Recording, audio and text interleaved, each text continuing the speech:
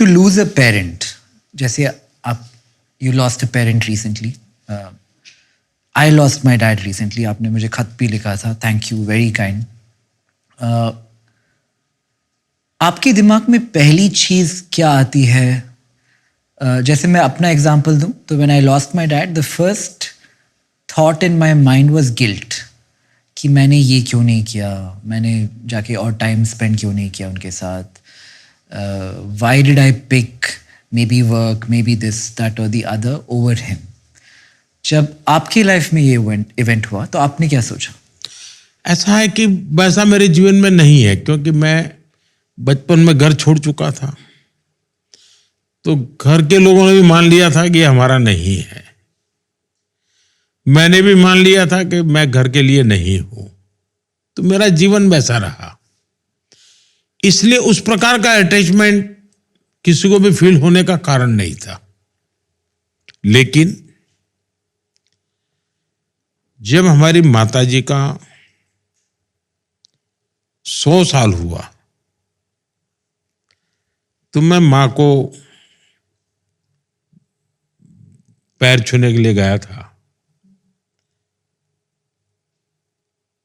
अब 100 साल की उम्र, मेरी मां पढ़ी लिखी नहीं थी, उनको कुछ भी पढ़ा वो ज्ञान नहीं था, यानी अक्षर ज्ञान नहीं था. तो मैंने जाते जाते कहा कि मां मुझे तो निकलना पड़ेगा, मेरा काम है, मेरे लिए कुछ. तो मैं हैरान था, मेरी मां ने 2 वाक्य कहे, बड़े ही, यानी एक जिसको कभी स्कूल का दरवाजा नहीं देखा वो मां कहती है, काम करो बुद्धि से, जीवन जियो शुद्धि से. अब ये वाक्य उनके मुंह से निकलना, ये मेरे लिए बड़ा, यानी एक प्रकार से बहुत बड़ा खजाना था. काम करो बुद्धि, गुजराती में बोल रही थी वो, लेकिन उसका मतलब ये था, काम करो बुद्धि से, जीवन जियो शुद्धि से. तो मैं सोचता था कि परमात्मा ने इस मां को क्या कुछ नहीं दिया होगा, क्या विशेषता होगी.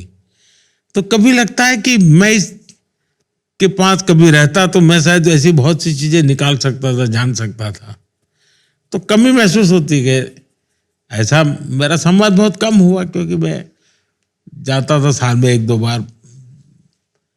अच्छा, माँ कभी बीमार नहीं हुई माँ को, और कभी जाता था तो भी पूछती थी मुझे कि भाई तुम्हें काम होगा, जाओ जल्दी तुम.